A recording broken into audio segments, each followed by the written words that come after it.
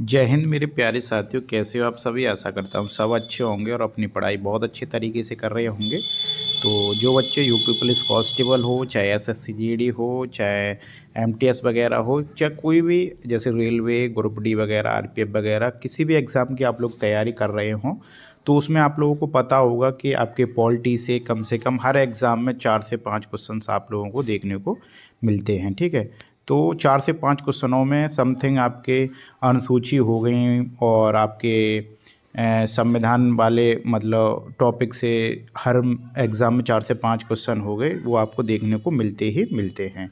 चलो स्टार्ट करते हैं। आज का बहुत अच्छा टॉपिक है। आप लोग ये मत सोचना कि ये छोटे मोटे क्वेश्चंस हैं। मैं आप लोगों को ये क्वेश्चंस बहुत अच्छे से और डिटेल में और हर क्वेश्चन में आप लोगों को फैक्ट क्वेश्चन भी कराता चलूँगा। ठीक है भाई। तो पहला क्वेश्चन है आपका, वर्तमान में भारतीय संविधान में कुल कितनी अनुसूचियां हैं। ये क्वेश्चंस मैंने इसीलिए लिया है क्योंकि आप लोगों को पता होगा जब हमारा संविधान तैयार हुआ था उस समय पर आपकी 8 अनुसूचियां थीं। ठीक है भाई। और अभी इस टाइम पे कितनी हैं आपकी, वर्तमान में 12 अनुसूचियां हैं। आप लोगों को ये भी पता होना चाहिए कि आपकी प्रथम अनुसूची कब जोड़ी गई थी। तो आप लोगों को पता होगा पहला संविधान संशोधन आपका हुआ था, उसके जरिए आपकी प्रथम अनुसूची जोड़ी गई थी। वो कब हुआ था आपका, 1951 में आपका प्रथम संविधान संशोधन हुआ था। उसके जरिए आपकी पहली मतलब 9वीं अनुसूची जोड़ी गई थी। ठीक है भाई। तो अभी ओवरऑल आपके संविधान में कितनी अनुसूचियां हैं, वर्तमान में भारतीय संविधान में कुल कितनी अनुसूचियां हैं, तो आपका राइट आंसर 12 हो जाएगा। ठीक है भाई। अगले क्वेश्चन की तरफ चलते हैं। अगला क्वेश्चन है ये आपका, ये कह रहा है आपका अगला क्वेश्चन, भारतीय संविधान की तीसरी अनुसूची किससे संबंधित है। आप लोगों को पता होगा, बहुत सारे दोस्तों को याद भी होंगी अनुसूचियां वगैरह, बहुत सारे दोस्तों को याद नहीं होंगी। तो मैं आप लोगों को धीरे धीरे सारी अनुसूचियां जो 12 हैं आप लोगों को बहुत अच्छे से क्वेश्चन के जरिए आप लोगों को याद कराने की कोशिश करूंगा। ठीक है। ये सारे क्वेश्चन प्रीवियस ईयर में आए हुए क्वेश्चन है। ठीक है भाई। अगर बात करें भारतीय संविधान की तीसरी अनुसूची से, तो आप लोगों को पता होगा राज्य के प्रतिनिधित्व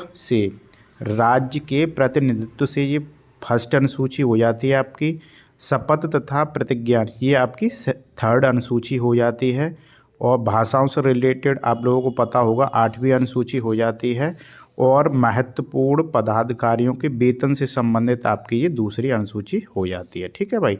तो आप लोगों को याद करने की ज़रूरत नहीं पड़ेगी। आप लोग अगर इन क्वेश्चंस को बहुत अच्छे से पढ़ लेते हो तो सारे क्वेश्चंस यहीं से हो जाएंगे। तो इसका राइट आंसर अगर बात करें इस वाले क्वेश्चन का, तो राइट आंसर हो जाएगा आपका ऑप्शन नंबर 2। ठीक है भाई। ऑप्शन नंबर आपका जो ऑप्शन नंबर जो आपको 2 दे रखा है ये इसका राइट आंसर हो जाएगा। ठीक है। अगले क्वेश्चन की तरफ चलते हैं हम। अगला क्वेश्चन है आपका, बहुत अच्छा क्वेश्चन है ये भी, दल बदल के आधार पर निर्वाचित सदस्य की अयोग्यता संबंध विवरण किस अनुसूची में है।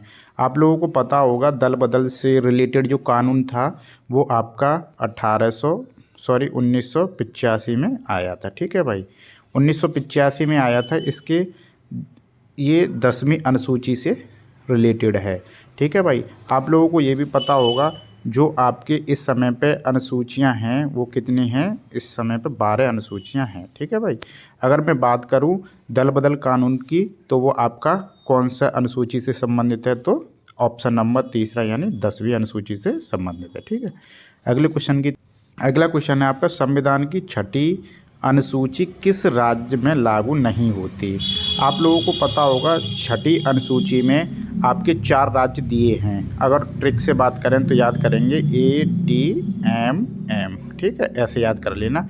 ए से हो गया आपका असम है, टी से हो गया त्रिपुरा है, एम से हो गया मिजोरम है और एक एम से हो गया मेघालय। ठीक है भाई।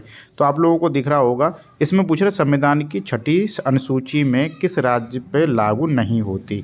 तो अगर हम बात करेंगे असम में भी होती है, त्रिपुरा में भी होती है, मिजोरम में भी होती है। तो ऑप्शन नंबर आपका 4 बचा। ठीक है भाई। तो इसका राइट आंसर 4 सही हो जाएगा। ठीक है। अगले क्वेश्चन की तरफ चलते हैं हम। अगला क्वेश्चन है, बहुत अच्छा क्वेश्चन है ये भी, भारतीय संविधान की 11वीं अनुसूची कब जोड़ी गई। जो आपकी 11वीं अनुसूची है संविधान में कब जोड़ी गई थी।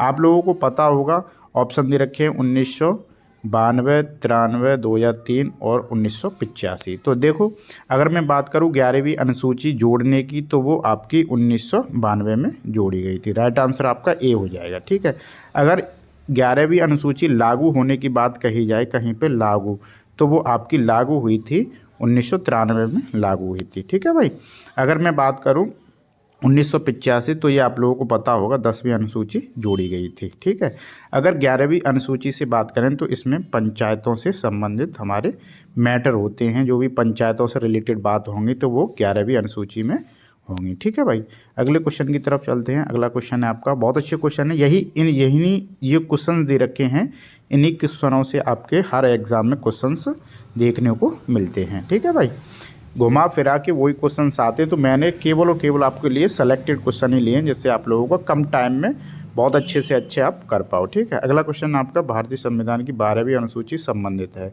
पंचायतों से, आपकी मैंने अभी बता दी थी 11वीं अनुसूची थी। नगर पालिका से आपका राइट आंसर हो जाएगा। जो आपकी 12वीं अनुसूची होती है वो आपकी नगर पालिका से संबंधित होती है। वेतन वगैरह की बात करें तो आप लोगों को पता होगा वेतन वगैरह दूसरी अनुसूची में आते हैं। ठीक है भाई, और अगर राज्यसभा की सीटों से बात करें तो ये आपकी चौथी अनुसूची हो जाती है, जिसमें आपकी राज्यसभा की सीटें वगैरह बांटी जाती हैं, वो आपकी चौथी अनुसूची हो जाती है। ठीक है, तो इसका राइट आंसर हो जाएगा आपका 12वीं अनुसूची नगर पालिका से रिलेटेड है। ठीक है भाई, अगले क्वेश्चन की तरफ चलते हैं। अगला क्वेश्चन है आपका, भारतीय संविधान की किस अनुसूची में संघ सूची, राज्य सूची, समवर्ती सूचियां का वर्णन किया गया है। आप लोगों को पता होगा हमारे भारतीय संविधान में अनुसूचियों की बात करें तो आपकी 12 हो जाती हैं, और आपकी अगर सूचियों की बात करें तो 3 हो जाती हैं। कौन कौन सी हो जाती हैं? संघ सूची, राज्य सूची, समवर्ती सूची। बहुत सारे बच्चों को याद होगा, नहीं है याद हो तो इस क्वेश्चन को बहुत अच्छे से याद कर लेना, डिटेल में आप लोगों को बताने वाला हूं।